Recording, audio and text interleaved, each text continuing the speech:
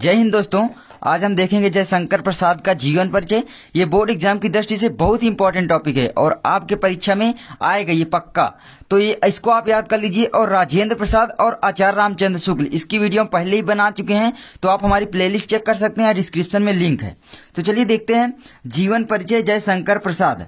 देख सकते हैं मैंने अपनी भाषा में लिखा है, बहुत ही शॉर्ट है, मतलब कि आपको एक बार में याद हो जाएगा। बस आप वीडियो को पूरा देख लीजिए, आप इसी तरह याद कीजिए, रटिए बिल्कुल भी नहीं।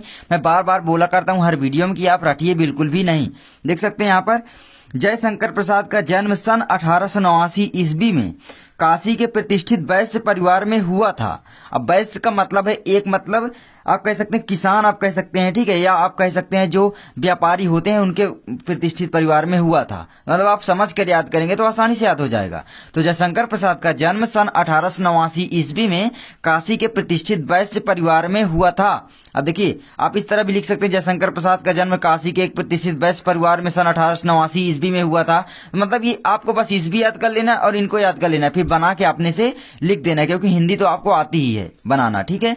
अब देखिए इनके पिता का नाम बाबू देवी प्रसाद तथा माता का नाम मुन्नी देवी था।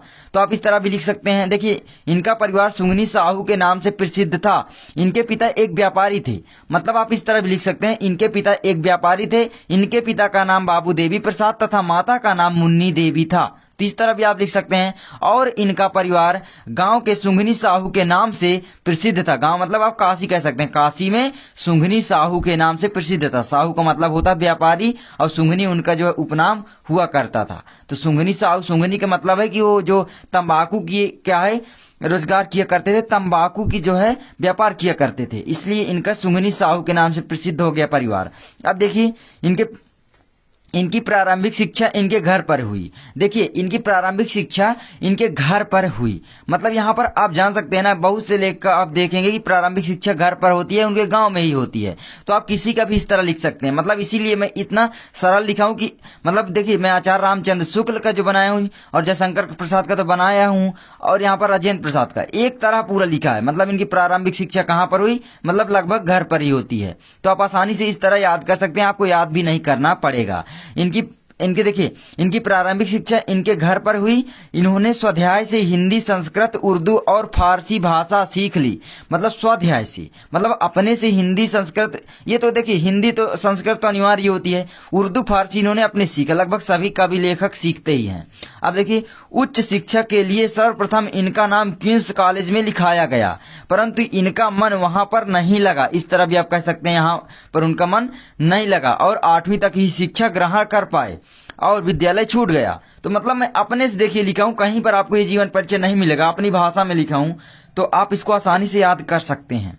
अब देखिए मात्र जब ये 12 वर्ष के थे तभी इनके पिता की मृत्यु हो गई। तो आप इस तरह भी लिख सकते हैं, मात्र जब ये 12 वर्ष के थे तभी इनके पिता बाबू देवी प्रसाद की मृत्यु हो गई। कुछ समय पश्चात इनके माता की भी अकाल मृत्यु हो गई। ठीक है, अकाल का मतलब है कोई समय नहीं था, बस मर गई अचानक। तो इस तरह आप कह सकते हैं कुछ समय पश्चात इनके माता की भी अकाल मृत्यु हो गई। अब देखिए यहाँ पर इंपॉर्टेंट है, अतः इनके ऊपर कठिनाइयों का पहाड़ टूट पड़ा। देखिए जब किसी के पिता या माता जी का देहांत हो जाता है तो उसके सर पर मतलब जिम्मेदारी आ जाती है। अब जिम्मेदारी आएगी तो भाई कठिनाइयां भी आएंगी, तो कठिनाइयों का सामना भी करना पड़ा। इस तरह भी आप लिख सकते हैं, मतलब किसी तरह भी बनाकर आप लिख दीजिए, उसके अनुसार लिखते चले जाइए। बस मेन टॉपिक जो है उसको याद आपको कर लेना है। जब जन्म हुआ, मृत्यु हुई माता का, पिता का नाम, बस इसके बाद तो आप आसानी से पूरा बना ही सकते हैं। मतलब किसी के भी में ये बीच का शामिल कर सकते हैं। देखिए अब क्या अतः इनके ऊपर कठिनाइयों का पहाड़ टूट पड़ा। इनकी शिक्षा दीक्षा का प्रबंध इनके बड़े भाई शंभुनाथ जी ने किया। इस तरह भी कर सकते हैं, या इनके शिक्षा दीक्षा का प्रबंध इनके बड़े भाई शंभुनाथ जी किया करते थे।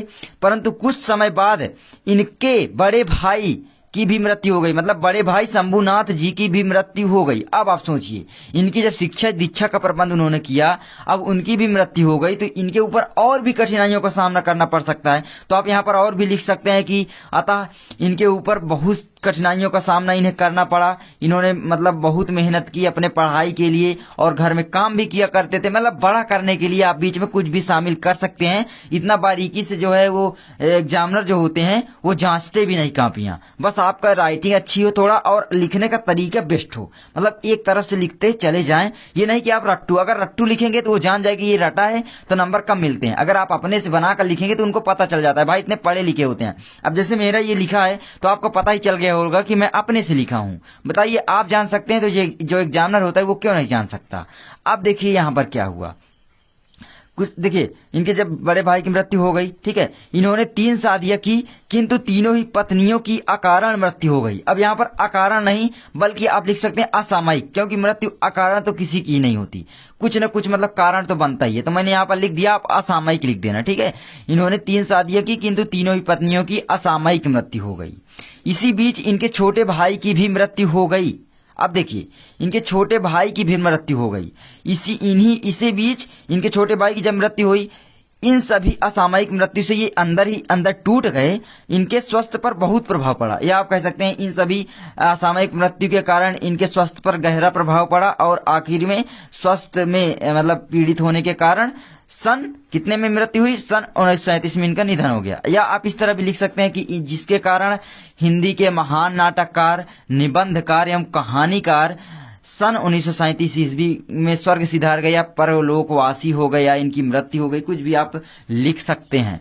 तो इस तरह से आप याद कीजिए, बहुत ही आसान तरीके से याद हो जाएगा, बस कहानी के तौर पर आपको समझ लेना है।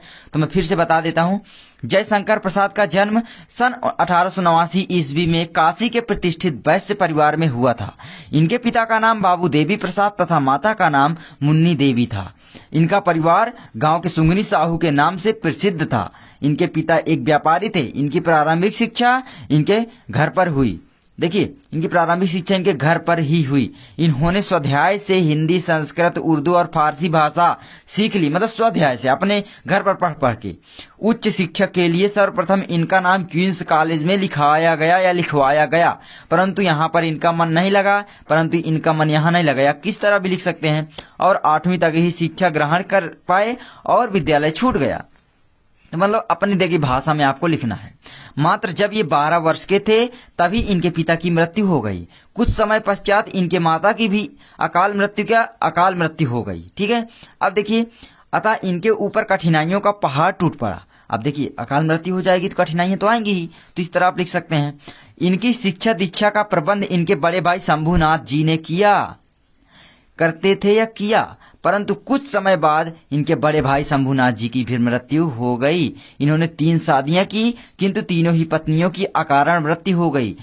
इसी बीच इनके छोटे भाई जो थे उनकी भी मृत्यु हो गई। इन सभी असामयिक मृत्यु के कारण ये अंदर टूट गए और संघर्ष और चिंताओं ने इनके स्वास्थ्य को बहुत हानि पहुंचाई, जिनके कारण सन 1937 ईस्वी में हिंदी के महान नाटककार, निबंधकार एवं कहानीकार की मृत्यु हो गई, या इनकी मृत्यु हो गई। किसी तरह भी मतलब बना के आप लिख सकते हैं।